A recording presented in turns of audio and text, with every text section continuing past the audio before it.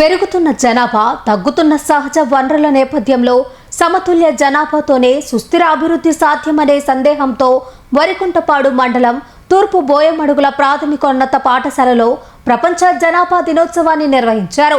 AP volunteer health association, lawyer organization for rural development ఆధ్వర్యంలో విద్యార్థులకు కుటుంబ సంక్షేమం, ఆరోగ్యం, పర్యావరణ పరిరక్షణ, జనాభా నియంత్రణపై అవగాహన కల్పించారు.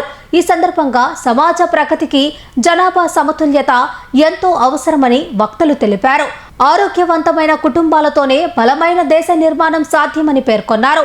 ఈ కార్యక్రమంలో ఉపాధ్యాయులు, సంస్థ ప్రతినిధులు, ఏఎన్ఎం, ఆశా వర్కర్లు, విద్యార్థులు పాల్గొన్నారు.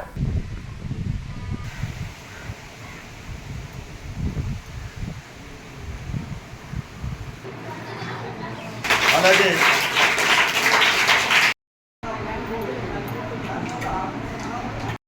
పైన లెప్రసీ పైన శానిటేషన్ పైన జశ్వంత్ చక్కగా కూర్చున్నారు, చక్కగా వినాలి.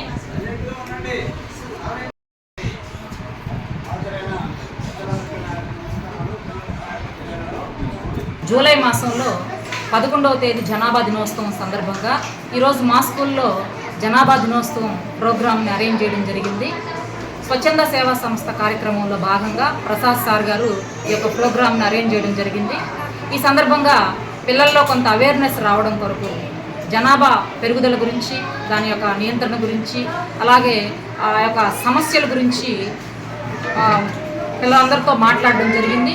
అందులో భాగంగా జనాభా దినోత్సవం సందర్భంగా కొన్ని విషయాలను మనం చూసినట్లయితే మానవ ఏకత మన బలం, అందరూ కూడా ఐక్యత కలిగి ఉండాలని, అందరూ అప్పుడే బలంగా ఉంటారని చెప్పడం జరిగింది. అలాగే ప్రకృతి సంరక్షణ మన బాధ్యత.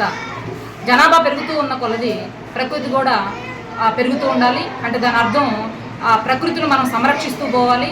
దానికి పిల్లలందరూ కూడా దానికి సహకరించాలి.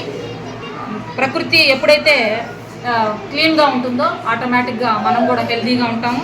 అలాగే సమానత్వం, గౌరవం మన విలువ. అందరూ సమానత్వంగా ఉండాలి, పిల్లలందరూ ఒకరినొకరు గౌరవించుకోవాలి అనేది చిన్నప్పటి నుంచే వాళ్ళకి తెలియజేయాలని ఆ విషయాలు కూడా తెలియజేయడం జరిగింది. పర్యావరణ సంరక్షణ భవిష్యత్తుగా ఉండాలి.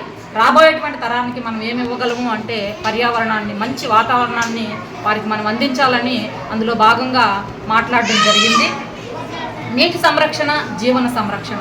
నీటిని సంరక్షించుకుంటూ పోతే ప్రతి జీవిని మనం కాపాడగలము. కాబట్టి ఈ జనాభా దినోత్సవం సందర్భంగా ప్రతి ఒక్కరు కూడా నీటిని సంరక్షించాలని, రాబోయేటువంటి తరాలకు నీటిని అందించాలని ఇక్కడ వివరించడం జరిగింది. ఈ పలు అంశాలను ఈ యొక్క జనాభా దినోత్సవం సందర్భంగా పిల్లలందరిలో కొంత అవేర్నెస్ తీసుకురావడం కొరకు ఇక్కడ ప్రతి నారాయణ గారి సమక్షాన అందరూ ఉపాధ్యాయులు మరియు హెల్త్ డిపార్ట్మెంట్తో కలిసి ఈ కార్యక్రమాన్ని ఏర్పాటు చేశారు.